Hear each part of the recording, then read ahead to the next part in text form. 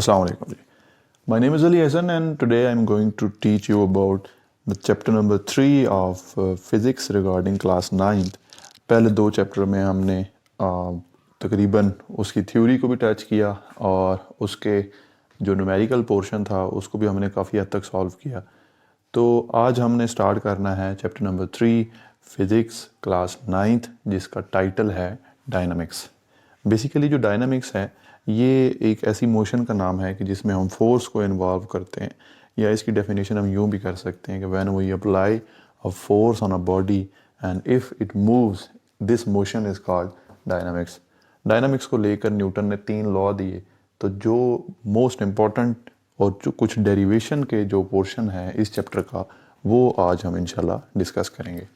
So basically Newton second law के बारे में इसकी स्टेटमेंट क्या है कि if a force is applied on a body then it will move in the direction of that body and its acceleration will be directly proportional to the applied force and its mass will be inversely proportional to the acceleration, या its acceleration will be inversely proportional to the mass of the body। तो सबसे पहले जब इस तरह की कोई formulation होती है तो उसमें हम एक जनरल रिलेशन जनरेट कर लेते हैं जिसको डायरेक्टली या इन्वर्सली प्रोपोर्शनल बोलते हैं। तो जब स्टेटमेंट को हम देखते हैं स्टेटमेंट में हमें मिलता है कि force is directly proportional to the acceleration या acceleration is directly proportional to the force. तो सबसे पहले हम लिखेंगे acceleration is directly proportional to force, इसको कह दें 1। Secondly acceleration is inversely proportional to mass. अब ये लिखते कैसे हैं? जो डायरेक्टली प्रोपोर्शनल होता है उसका मतलब ये है कि अगर एक वैल्यू ज़्यादा होती है तो उसके ज़्यादा होने से दूसरी वैल्यू भी ज़्यादा हो रही है। और मैस का जो कॉन्सेप्ट है ये यूनिवर्सली प्रोपोर्शनल इसलिए है क्योंकि अगर हम मैस को कम करेंगे तो एक्सेलरेशन ऑटोमेटिकली ज़्यादा होगा, क्योंकि ये इन्वर्स रिलेशन में है, यानी बट्टे की शक्ल में है, बाई की फॉर्म में। सो ये जो दो हमारे पास रिलेशन है इनको हम कंबाइन करते हैं, कंबाइनिंग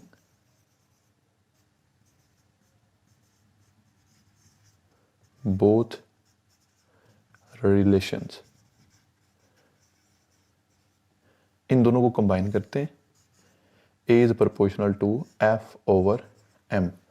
प्रोपोर्शनैलिटी के साइन को जब भी हम ख़त्म करना चाहें तो उसमें हमारे पास कांस्टेंट एक ऐसा फंक्शन है कि जो लगता है और जो इस जो इस प्रोपोर्शनैलिटी के साइन को ख़त्म करके चेंज कर देता है इक्वलिटी में, और यहाँ पे हम लिखेंगे कांस्टेंट और साथ आगे क्या आ जाएगा F ओवर M। बेसिकली ऐसा यूनिट सिस्टम क्या है बेसिकली कि आपके पास फिज़िक्स में यूनिट्स का एक ऐसा सिस्टम है कि जो वर्ल्ड वाइड यूनिट्स जो है वो प्रोवाइड करता है डिफरेंट क्वांटिटीज़ के। जिस तरह ये आपके सामने जो सब कुछ लिखा हुआ है इसमें जो कांस्टेंट है तो यहाँ पे आप लिखेंगे इन ऐसा ही सिस्टम कांस्टेंट। इसके एक और फॉर्मेशन में भी लिख लें आप बेशक, K dot F over M। इन ऐसा ही system K is equal to 1 तो 1 पुट कर दें, A is equal to 1 dot F over M। तो ये बना A is equal to F over M और शॉर्ट फॉर्म में F is equal to MA। ये एक ऐसा रिलेशन है कि जो फिज़िक्स की जो थ्योरी है उसमें एक अलग ही इसका मुकाम है, एक अलग ही इसकी प्लेसमेंट है। और न्यूटन सेकंड लॉ के जो प्रूफ है 9th में उसमें सबसे पहले आप स्टेटमेंट लिखेंगे, फिर आपके सामने ये एक्सप्लेनेशन है, इसको आपने बस नोट डाउन कर देना है और इसके अलावा आपने जस्ट एक सेंटेंस एंड पे लिखना है कि where F is a force and its SI unit is Newton. क्योंकि फोर्स का जो यूनिट होता है उसको हम न्यूटन बोलते हैं। सो ये इसका जो फोर्स का जो यूनिट है बेसिकली वो न्यूटन है। तो ये आपके पास न्यूटन सेकंड लॉ है। इसके बाद न्यूटन थर्ड लॉ है, उसकी जस्ट थ्योरी है every action has a reaction equal in magnitude but opposite in direction. So ये चीज़ें करने के बाद आप एक चीज़ जो लाजमी करें वो है difference between mass and weight, क्योंकि वो थ्योरेटिकल है उसको मैं ज़्यादा डिस्कस नहीं करूँगा। उसके लिए आज की जो वीडियो है इसकी डिस्क्रिप्शन में कुछ लिंक्स आपको दूंगा, तो वो लिंक्स आपको डाउनलोड फॉर्मेशन में नोट्स प्रोवाइड कर देंगे, तो उसको भी लाजमी विज़िट कीजिएगा ताकि आपको अगर सॉफ्ट फॉर्म में कोई डाटा चाहिए रिटन फॉर्म में तो वो नोट्स आपको मिल सकें। अब हम चलते हैं इस चैप्टर का एक मोस्ट डिफ़िकल्ट टॉपिक जो बच्चों के लिए बहुत मुश्किल साबित होता है, और वो है tension in a string. Tension in a string basically क्या है कि आपके पास किसी भी एक मैस को एक डोरी से बांध कर लटका दिया जाता है किसी एक और मैस का कि जो एक पुली के अपोजिट साइड पे लटका होता है या हैंग्ड होता है। तो अगर किसी एक बॉडी का मैस कम है और एक का ज़्यादा है तो उनमें जो इंटरेक्शन होता है उसकी वजह से एक टेंशन पैदा होती है, एक स्ट्रेचिंग पैदा होती है उस स्ट्रिंग के अंदर, तो उसको हम स्टडी करते हैं। तो सबसे पहले हम टॉपिक करते हैं tension and acceleration in a string, और इसका हम करेंगे केस 1। केस 1 को करने के लिए जो बेसिक फॉर्मेशन है हमारे पास वो ये है कि दो बॉडीज़ जो हैं वो हैंग्ड होती हैं एक स्ट्रिंग के साथ ओवर द पुली, यानी पुली के ऊपर से उनको लटकाया गया होता है, और वो जो बॉडीज़ हैं उनका जो आपस में इंटरेक्शन है उसको हमने स्टडी करना होता है। सो हम सबसे पहले इसकी एक फिगर ड्रॉ करते हैं। लेट्स सपोज ये हैंगिंग वॉल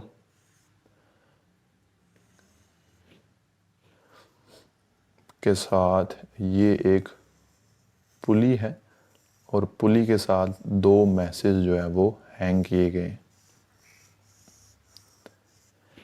हम इस वाले मैस को M1 कह देते हैं और इसको M2, और ये क्लियर है कि M1 is greater than M2।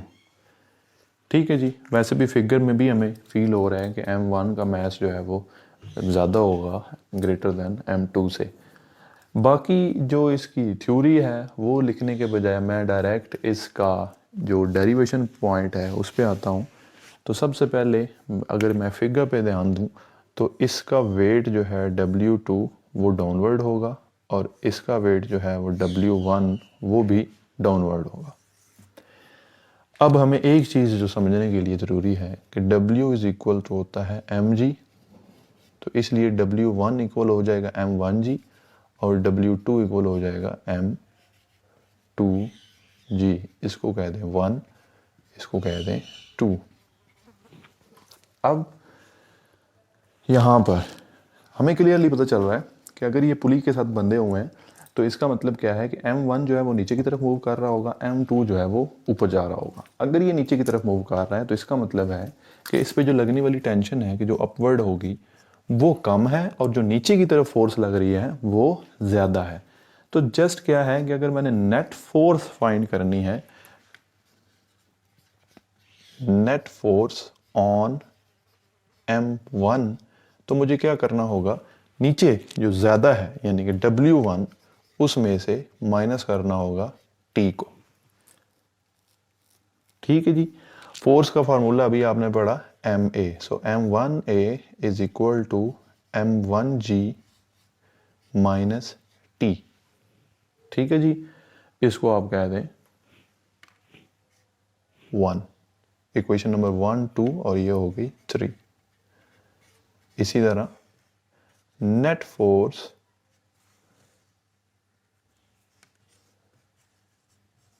On M2 equal होगी, यहाँ पे देखें ये M2 ऊपर जा रहा है, इसका मतलब इसकी टेंशन ज़्यादा है और वेट कम है, तो इसका मतलब है हम टेंशन में से W2 को माइनस करेंगे, तो ये बन जाएगा M2A is equal to T minus M2G, इसको कह दें 4।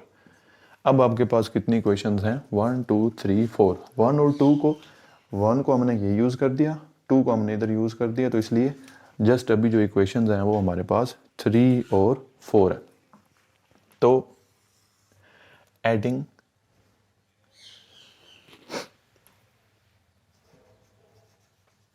Equation 3 and equation 4। जब ऐड करते हैं इक्वेशंस को तो एक चीज़ जो क्लियर है वो ये है कि लेफ़्ट हैंड साइड में ऐड होती है, राइट हैंड साइड जो है वो राइट हैंड साइड में ऐड होती है। तो इसका मतलब क्या है, m1a plus m2a is equal to m1g minus T plus T minus m2g।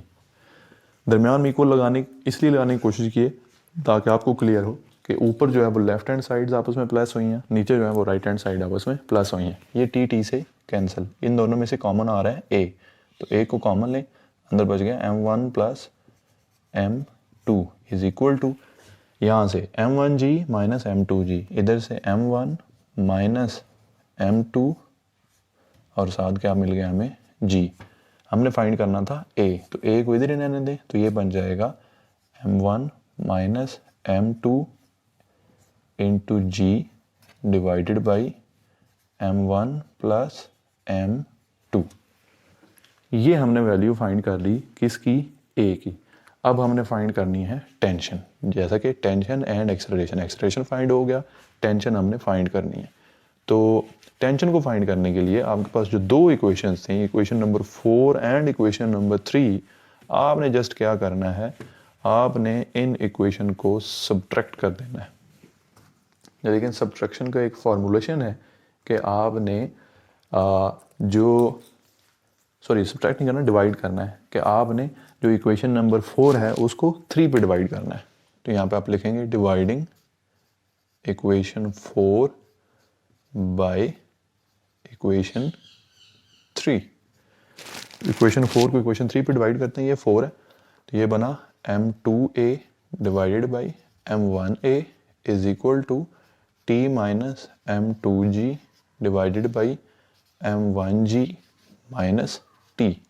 a से कैंसिल, क्रॉस मल्टीप्लाई कर दें, m2 into m1g minus T is equal to m1 into T minus m2g multiply कर दें जी, m1 m2g minus m2t is equal to m1t minus m1 m2g।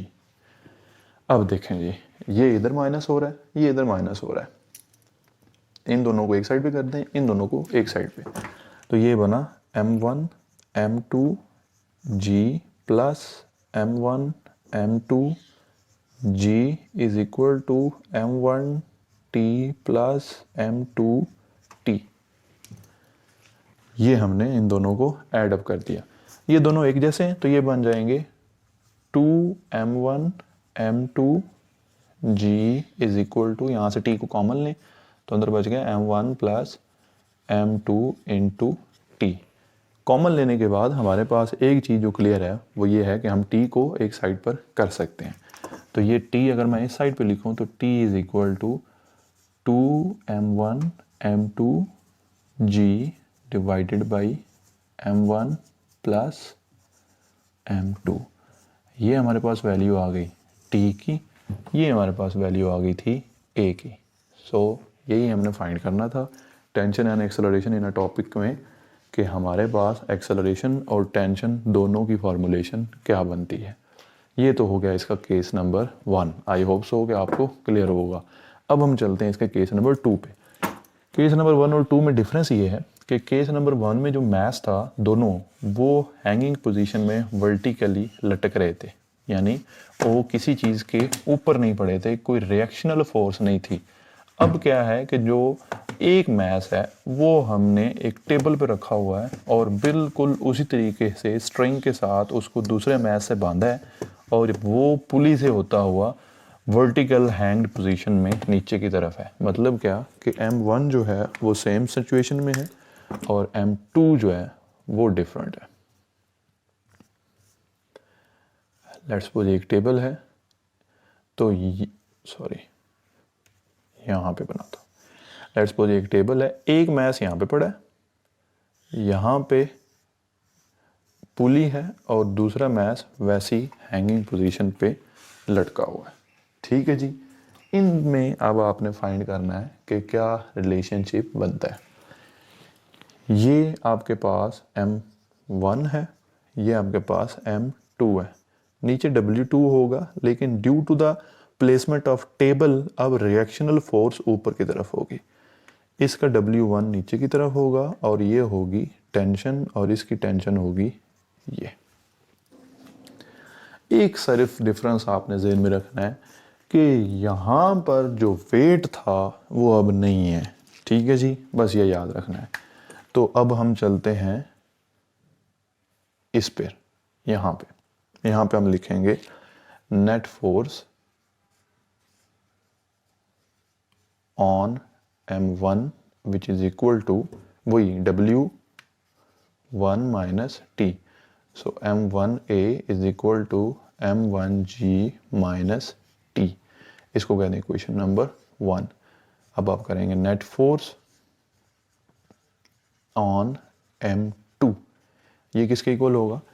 W2 R से cancel, W2 downward R upward, दोनों की forces आपस में equal हैं, तो इसलिए there will be no result.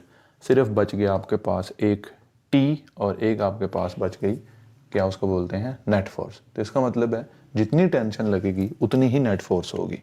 इसका मतलब है तो T, तो ये बना M2A is equal to T। इसको कहते हैं इक्वेशन नंबर 2। अब आपने वही करना है कि सबसे पहले एडिंग इक्वेशन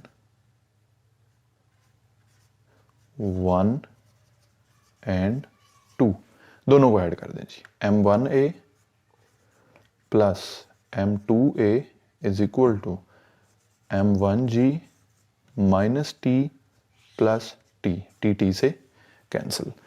यहाँ पे A को कॉमन लें, अंदर बच गया M1 प्लस M2 और इधर बच गया M1G।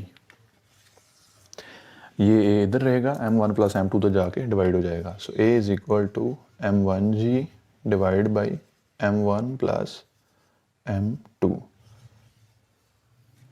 ये आपके पास वैल्यू आ गई सबसे पहले एक्सेलरेशन की। अब चलते हैं हम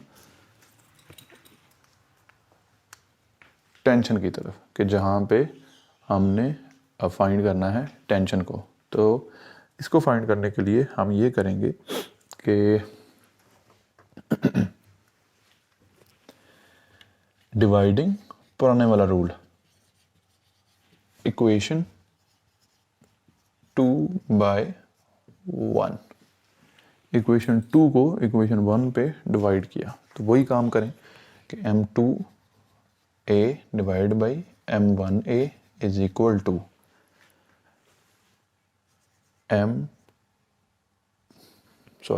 ये दूसरी वाली इक्वेशन है, T divide by M1G minus T, multiply कर दें जी। A से कैंसिल, M2 बाहर आ गया, अंदर बच गया M1G minus T is equal to M1T।